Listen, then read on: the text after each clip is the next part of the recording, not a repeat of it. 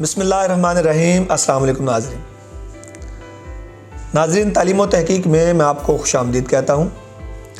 آج کا جو ہمارا موضوع سخن ہے وہ ہے مختلف شعبہ جات سے متعلق ملازمین اور ان کے جو سربراہان ہیں ان کے درمیان جو تعلقات ہیں وہ کس طرح انہیں خوشگوار بنایا جائے اور کس طرح ان کی پیچیدگیوں سے بچا جائے۔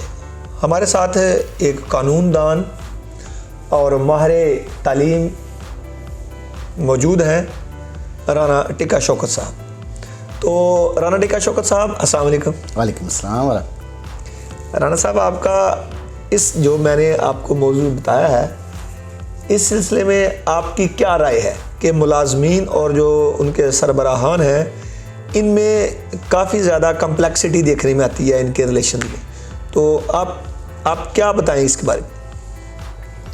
بسم اللہ الرحمن الرحیم۔ فیصل صاحب، اس میں میری جو ذاتی رائے ہے وہ تو یہ ہے کہ دونوں فریقین کو، خواہ باس ہو یا سبارڈینیٹ ہو، دونوں کو رول اینڈ ریگولیشن کے مطابق چلنا چاہیے۔ دونوں، جب باس جو ہے وہ ہمیشہ رول اینڈ ریگولیشن کی بات کرے گا کہ وہ ایڈمن پہ بیٹھا ہوا ہے، ایڈمنسٹریشن پہ بیٹھا ہوا ہے، تو جو سبارڈینیٹ ہے اس کو چاہیے کہ وہ فالو کرے اپنے باس کو۔ اگر وہ فالو نہیں کرے گا تو اٹ مینس کہ وہ رول اینڈ ریگولیشن کی وائلیشن کر رہا ہے، جس سے ڈسپلن خراب ہو جائے گا، جس سے پورے کا پورا جو ڈپارٹمنٹ ہے جو وہ سارے کا سارا جو ہے نا سسٹم درم برم ہو جائے گا۔ تو اس لیے سبارڈینیٹ کو چاہیے کہ وہ اپنے باس کا، اپنے ہیڈ کا وہ اوبے کرے، رول اینڈ ریگولیشن کے مطابق اس کے احکامات کو صحیح طریقے سے، بڑی محنت سے، جہاں فشانی سے اس میں کام کرنا چاہیے۔ اچھا، سب سے پہلے جو آپ کا مشورہ ہے وہ یہ ہے کہ جو باس ہے اور جو سبارڈینیٹ ہے، اس میں سبارڈینیٹ میں سب سے پہلا جو ہے سبارڈینیٹ کے لیے یہ اخلاقی رویہ ہے کہ وہ رول اینڈ ریگولیشن کو فالو کرے۔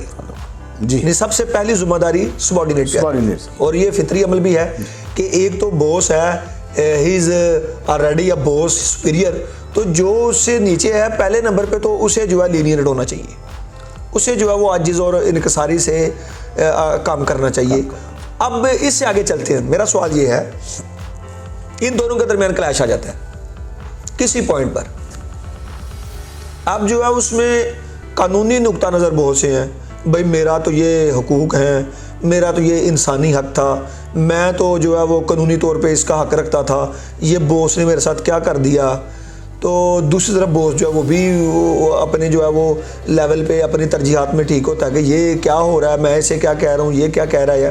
اس پہ روشنی ڈالیں کہ ایسا کیوں ہو جاتا ہے؟ صاحب، جو امیجیٹ باس ہوتا ہے، امیجیٹ باس از ایک انگریزی کا مقولہ ہے، immediate boss is always right. Immediate boss is always right.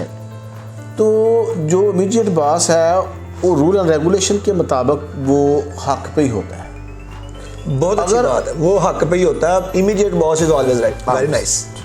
Number 1۔ Number 2، اگر کوئی کسی چیز کی تفہیم میں یا اس کو انڈرسٹینڈ کرنے میں کوئی غلط فہمی یا مس انڈرسٹینڈنگ ہو گئی ہو تو اس صورت میں اچھے طریقے سے، اچھے انداز سے، اچھے پراپر وے سے ریکویسٹ کرنی چاہیے کہ سر یہاں یہ غلط فہمی ہو گئی ہے، یہ مس انڈرسٹینڈنگ ہو گئی ہے، اس کو کائنڈلی اس طرح نہیں، اس طرح سمجھا جائے، یا اس طرح نہیں، اس طرح کر لیا جائے، تو اس کا کوئی پراپر وے نکل سکتا ہے اس ایشو کا، اس مسئلے کا۔ سپوز اگر سبارڈینیٹ جو ہے درمی پر آ جائے گا، اگر وہ باس کے لیے مسائل پیدا کرنے کی کوشش کرے گا، ایڈمنسٹریشن کے لیے مسائل پیدا کرنے کی کوشش کرے گا، تو اس سے then the whole structure will destroys, then پورا جو اسٹرکچر ہے وہ تباہ ہو جائے گا۔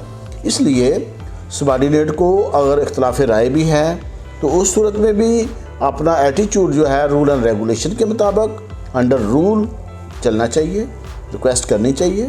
اگر کوئی چیز قابل تفہیم ہے تو اس کو اچھے طریقے سے، اچھے پیرائے میں اس کو تفہیم کرنا چاہیے۔ آپ نے دوسری دفعہ بھی میرے دوسرے سوال کے جواب میں بھی یہی کہا ہے کہ سبارڈینیٹ جو ہے وہ عاجزی اختیار کرے، اچھا رویہ اختیار کرے، وہ جو ہے وہ اختلافی سوچ میں اتنا زیادہ بڑھ نہ جائے کہ متشدد ہو جائے کہ وہ ایڈمنسٹریشن کے لیے مسائل پیدا کرنا شروع کر دے. یہ اس کے لیے نہیں، انڈر رول بات نہیں.